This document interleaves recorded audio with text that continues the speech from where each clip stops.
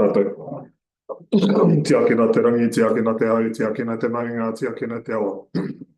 Tiakina te moana, tiakina te whai o te ao, tiakina papātua nuku, aumia uie. Okay. Right, so different thing. There's exits here. If there's a fire alarm or a shake under this table, it's a pretty substantial table. Yeah. Toilets are just out here on the left, if I remember rightly. Out left or if there's that they use will go further out. And I'm sure the assembly points in the car park. Correct. Okay. Great to see everybody here. Talent's come from Australia he does it once a year, rather than on Zoom. Welcome, Talent. Thank you. You got it on time. We have one apology from Philip Wilson, and I haven't seen anything from our TDC staff here this morning. Yeah, I saw them yesterday at Dry Weather Task Force, so not sure whether we're out. So Philip Wilson is away. Would someone like to move that apology? Move Barry, seconded Tim. All those in favour, please say aye. Aye. Against, carried. So look, it's a relatively simple meeting. We've got reports from the manager, go through, and I don't think there's any changes. Any changes in people's interests over the summer? No. Right, and I hope you all had a good summer break. I'm interested in a longer summer. That would be well. That's related to real the summer. I'm coming off the Kaiteri Recreation Board, so that will. Oh, you're coming off that? Yeah. I don't think their sewage comes our way, so that's fine. You're thinking about conflicts. Yeah, yeah. Because that goes to the TDC one at Motueka. Yeah. All right. So you're retiring from that, right? Yeah, just in terms of register of interest. So. Yeah. Well, we'll need to record that. I was there on Sunday. So, I think, isn't our mayor the deputy chair? Yes, so they're still waiting for reappointments, but they may or may not be this. So. Yep. Okay, so item 4 is public forum, and we have nil. And we need to remember we've got the media in the room. Max is sitting over here, and it's going to come with us on the visit today when we go to the site. But when we do the confidential stuff and a couple of other things we've got to do, we're going to banish him to outside, and he's not allowed to listen at the window. Have a coffee on the deck or something. Yeah. So there was no public forum, and the 15th of November minutes. Would someone like to move that they are true and correct? Carter, seconded Barry. I'll put those. All those in favour, please say aye. Against, carried. Right. Nathan. So through the chair, there's only one report, the general manager's report. There are a couple of typos in it. I apologise for them. We're using a new system, the doc assembler system, and I'm not quite up to speed with it. They don't use Info Council at not anymore. Oh, we hated that. So Info Council? Yeah. Anyway, so we've got in terms of the business unit, the principal, there's two things to discuss principally here. One is obviously the finances, which aren't in the best shape at the present time, and the second is a reallocation of some funding. So we want to essentially use some funding this year from a budget that we're unlikely to spend, and then reallocate the money from that budget that's available next year to fill the gap that we're going to use from that budget. You understand the purpose. Otherwise, everything's running smoothly. Wastewater treatment plants, is going well. This report is up to the end of December. It's still running well now, but there was one odor event notification up to the end of December from the previous period. And that was in relation just to an instability in the pond as it transitioned from one, algal species to another. And it principally related to the fact it was, we'd notified the residents that there was a lot of an issue at Best Island, but the lady who notified us was not on the mailing list. So that she wasn't aware of that issue that would arise. So She must have been a new resident. possibly a new resident was, I'm not quite sure the specifics.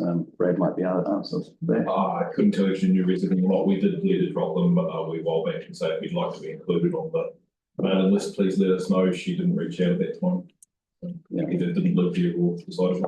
She didn't have my number, so I didn't get a phone call, where lots of them do have my number, so. Yeah, so, So when it's in, I come up on notes Mercury. Right, it's come up on notes Mercury at the best island. no, No, okay, no, or something. Oda, I don't know of any Mercury. No, just take a note to come up on there. I know it'll get right through, but I thought I must have missed a. No, I think it's just, yeah, it's just picking up. Oh, well, yeah, well, Just in case it comes up that there was Mercury discovered at Best Island. That wasn't your words, it's the words of Yeah. AI. So just take note of that, because that goes, Yeah, well, gets skipped, we're, yeah, that would be a problem. We found Mercury. Yeah, first island is West Island, second island is Bell Island. It's saying the first island to when it's listening. Carry on. All right. just keep using. So in terms of we might jump straight to the finance thing. That will be which is at the back in section 7. Currently, NRSBU to the end of December is behind budget by 880,000 thereabouts. Principally on the basis that we're $1 million down in our revenue compared to our budget, and so basically we haven't been earning. We haven't been earning the amount of money. The two pieces. One is the wastewater. The amount of wastewater and the concentration of wastewater have been different than budget, and so we haven't. There's about half $500,000 or $450,000 of revenue that we didn't get from the variables. That will be, the contributors will end up getting a bill at the end of the year for that, because that's something that's fixed. But the 550 or 578,000 of fixed revenue, which is the revenue that we charge our customers for the supply of the capital and that's under budget by 570. That doesn't get corrected at the end of the year, and so we're projecting a net, a lower than budgeted surplus for the year because of that fixed revenue being out of whack. Now, to compensate, our expenses are down against budget, so nearly 200,000 down, but that doesn't compensate for the lower income. So we're 870 or 880,000 below budget, despite the fact that our expenses are down.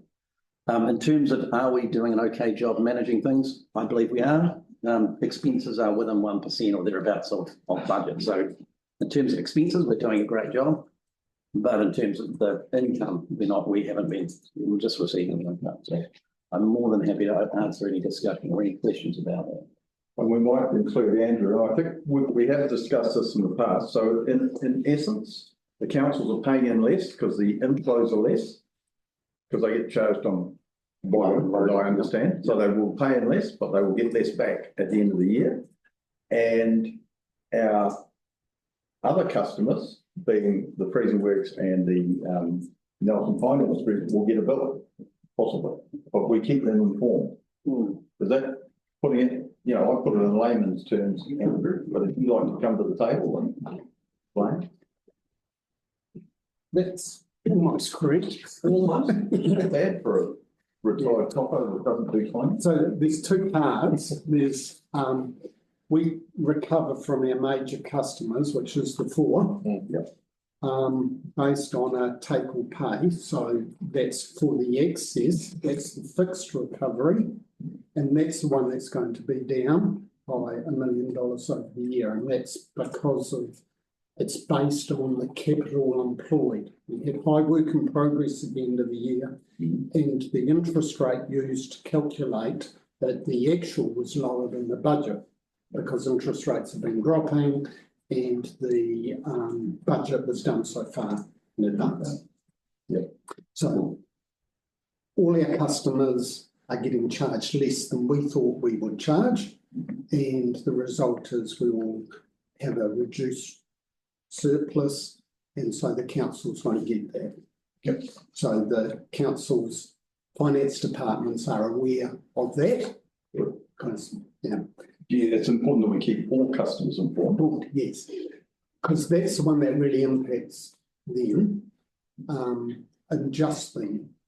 Whereas the invoicing for the flows and loads that come in, we fully recover unless there is a small bit of capacity which is not sold and so we recover almost all of the operating expenses from the customers, all 4 customers in the variable. So because the flows and loads, particularly in the first quarter, were low, we didn't recover as much as we had expected. At the end of the year, we will recover that from the 4 customers based on their flows and loads during the whole year. So then, so all 4 customers can expect to receive a bill. If we stick to budget for the rest of the year, and remember, we don't have any control over the flows and loads received. If they come through on budget for the rest of the year, then we'll be sending out a bill for about 450,000 to the 4 shared between the 4 customers. Yeah. So that hits their operational expense, but the share of the surplus is almost already fixed. And they're aware. The biggest thing I want to make sure is that there's no surprises for those customers, that they're informed as we go along, and that's important, I think. And I know that you're aware of that. I think we have a communication issue getting to the right people to know the right, because it's here where this is being told, whether it flows through, like TD's operational staff not. Mike Drummond is the manager. Send him an email, the finance manager. I'm sure. We got a relationship with them. Good. Yeah. Right. You've got a question? I think it's probably important to know. Like I'm reasonably comfortable with where we're at the moment. It's not something that's been thrown on us now. No. We knew that those loads of flows were going to be affecting it, and the existing models, the financial models that are in place in terms of the management of the budget have been quite well predicted and managed beyond that. So I think it is good to acknowledge that that this hasn't been just served up on our plate today. We knew well in advance, and if we can manage the communications to those partners, I guess our partners, that to keep them in the loop, and I think that I'm comfortable with where we're at the moment. Yeah, this trend will continue, obviously, for the fixed revenue will continue for the year. Yeah. Not able to, yeah, we've won, and so we basically just, I'll keep on updating this every time we meet, because it isn't necessarily great. And for someone who was, if this is your first time hearing or being present in the room, it's reassuring that the members here have had, have been well informed, and then the decision making that we've done along that process has been based on that. So just so that that's on the record. And the next month is predicted to be dry. So because the farmers are complaining that they've been getting rain every week because they're trying to make hay, but February is supposed to be dry. Because I've said on other committees that are watching the weather, because we're just imposing restrictions on parts of their district but it suddenly got dry. So in essence, is it a timing issue, would you say, in terms of half revenue? Half of it's a timing issue, and the other half is a permanent issue for this year. Because it's fixed at the beginning of the year, the return on the capital, the fixed charge. And so we know what's going to happen. We knew last meeting. We know now that will not change. The flows and loads, that just depends on what comes in, and we do a wash up at the end of the year. We rerun the actuals because we're charging at the moment based on the actual flows and loads with a unit price based on last year's loads and flows, and they move significantly. And you have to do your budget 6 months before the year. So that's start All right. Any other questions on that? I have one question on expenses. When I read the report, the expenses are high to at the start of the year. And the reason was, that was written in the report was, the high maintenance activities. So what's your estimate of whether they will end up being on budget or above budget in the end? Because the rationale was provided that they will be close to the budget or under the budget.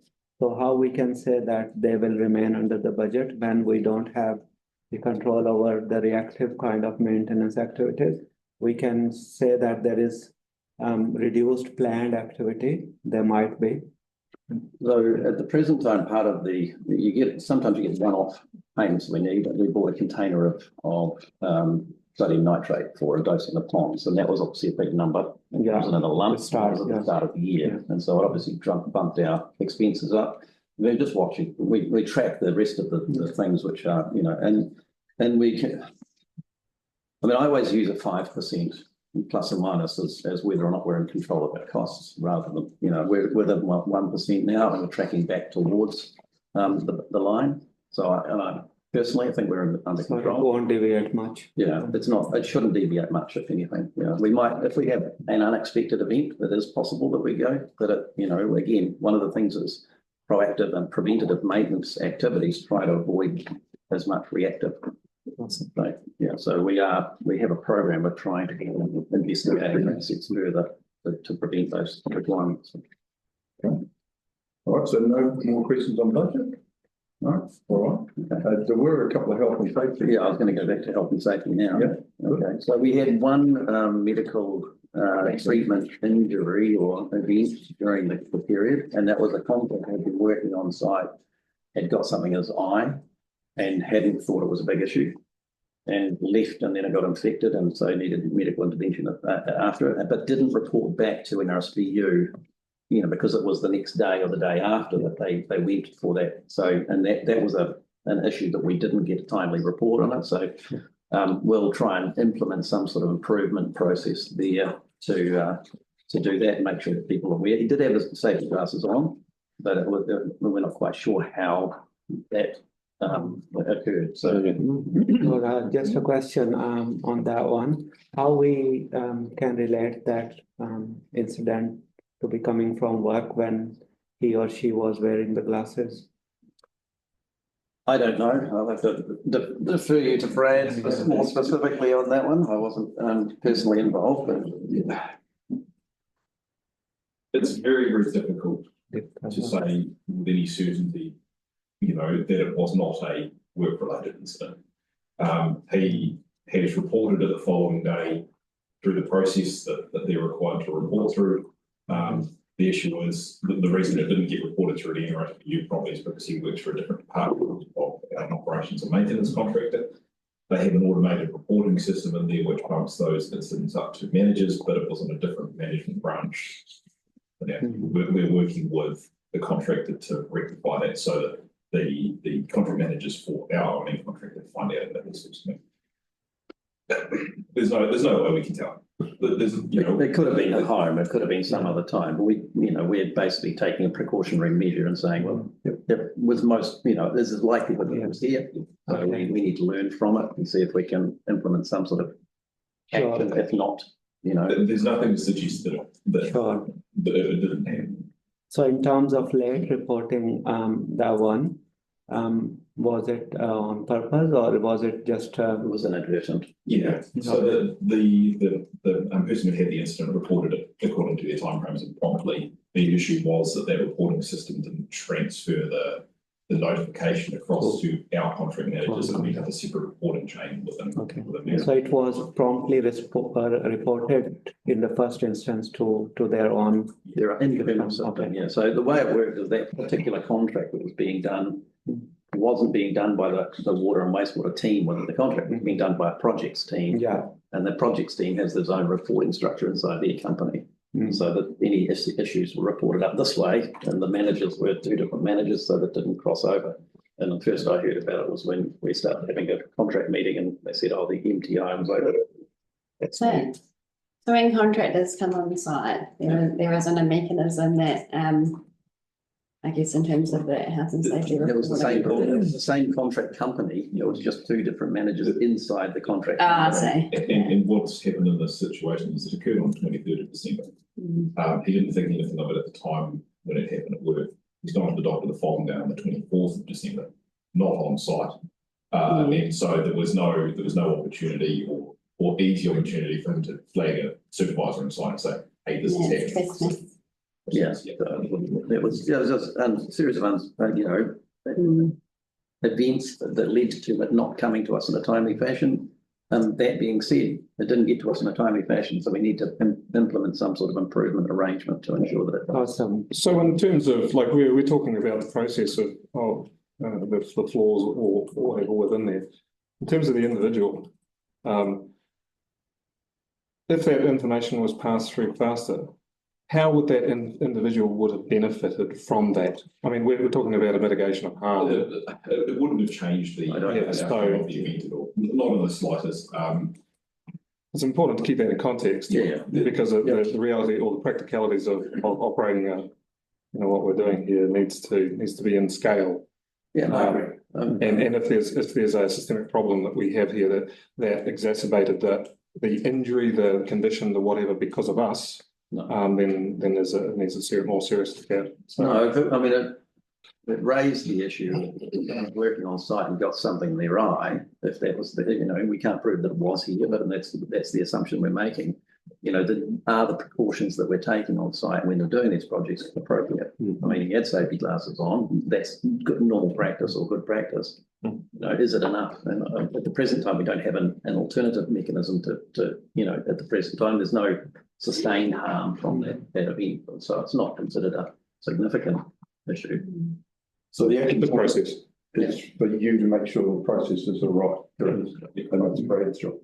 I think I would continue, although it looks like it's a minor thing. Have we seen the incident report? Do we know the cause or something? For example, what's coming in my mind, putting the safety glasses on could be a flying object, which would come from any side, or a dust, for example. It depends on what kind of task they were doing. Correct. So it's not believed to be related to a grinding activity or anything. The understanding at the moment is that it was wind-blown debris.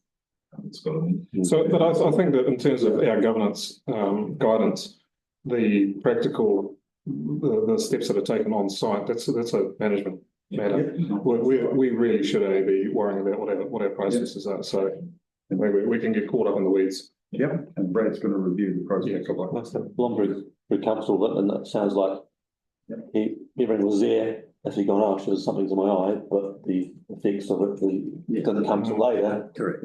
So we've done everything right. I think he's done everything right, but it's one of those things. But it's great that it's come back in case there's something that we hadn't. So I'm very comfortable. Okay, cool. Okay, so we'll move on. Nathan, do you want to go to the land application? Bells Island. Jump onto it.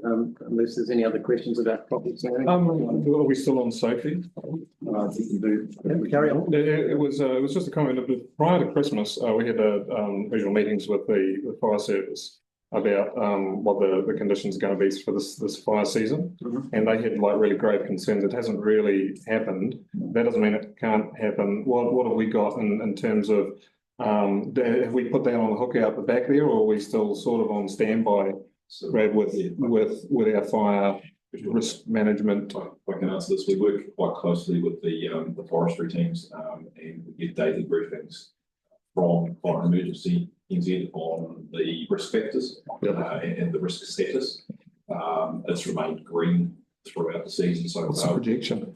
Long term, they are expecting it to build up over the next couple of weeks. That's what we've heard from local council. So we've been through this, sort of every year for the last 7 or 8 years. It's been quite at the forefront, particularly since the 50 fires.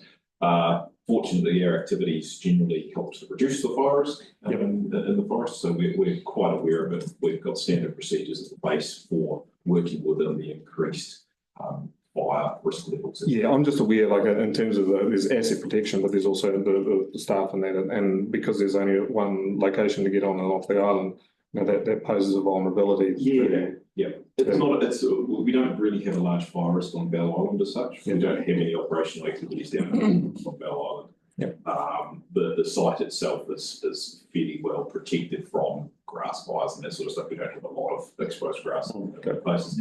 Our biggest risk is the biosolids application at Rabbit Island because it is within the forest. The team over there work with the forest managers on a daily basis. Especially being on this sort of southeastern side where the wind normally.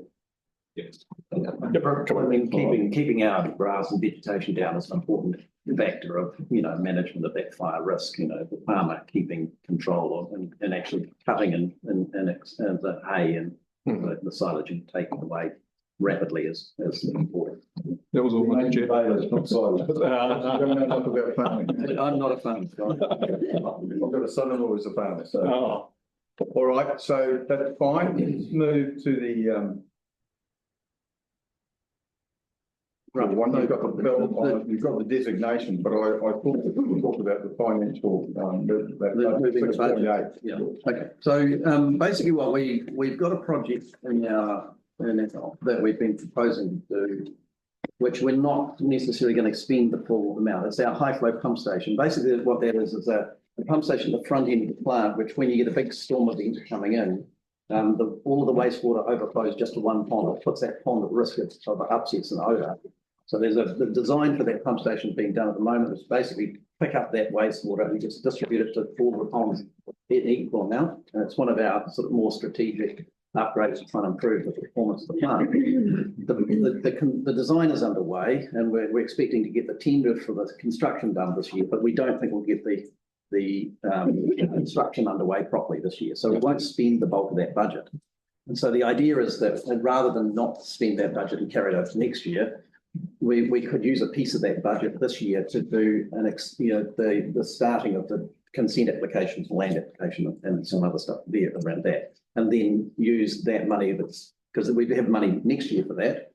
We can backfill the budget for that next year. Just shifting money, do something this year, and use the money we've got that program next year for it into the other budget. And so we thought that was good practice to try and keep moving with the program while we can, but we won't get that particular high flow pump station done. It's behind schedule essentially. So that's essentially it. So we're asking for the approval to essentially use 300,000 of that money this year, fill the budget out of the other budget.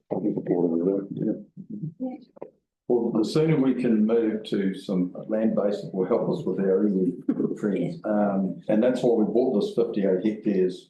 It was actually came on the market when we were redoing our resource consent, because I was sitting in the hearing when I got a phone call from a land agent saying, would you be interested in buying it? So about 5 years ago. I think close to 5 years ago. So the sooner we can do that, long time better. And it means we're not carrying money forward. And I hate carrying over capital budgets because from a council point of view, you're rated to spend some money.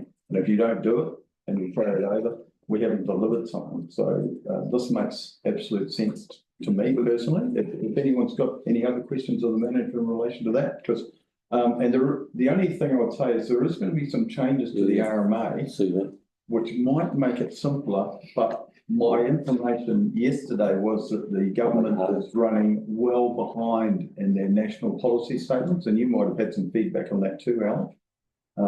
Other than there was something's expected, but as to when we don't know. No, whereas we were expecting to get some of them in January. We were.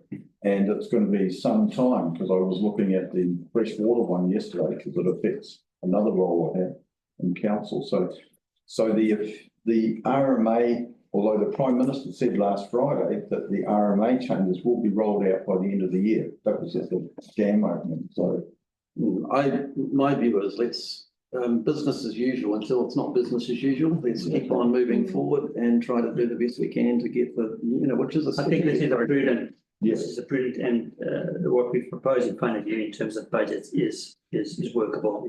Is there, in terms of that consenting process and I suppose the feasibility for discharge to land, is there sort of other pieces of work that you can get going, I suppose, in terms of. Yeah, so essentially the two pieces of land that we're looking at is starting the consent for the forest on Bell Island, which we've got consent for irrigating the farmland around it.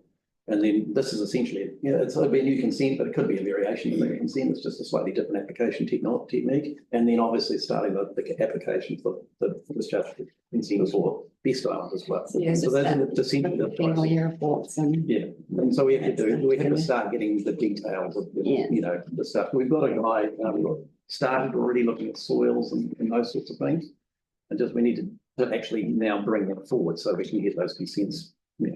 And then once we get the consent, we can then look at actually implementing it. And it's not that quick a process, is it? No, it isn't. I mean, we've had some really good success, between consultation with Evie's been gone really well on some of these things. And, the Green Acres Golf Course consent was, went through reasonably quickly as an overarching land use consent for, discharge to land.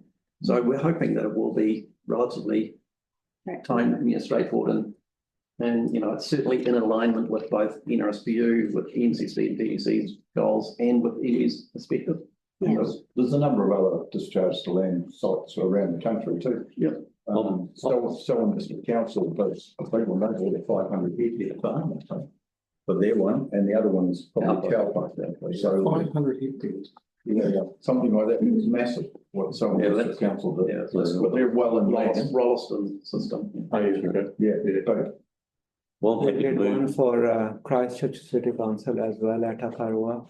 We bought the land and we did this project. all right, so any other questions of Nathan in relation to that?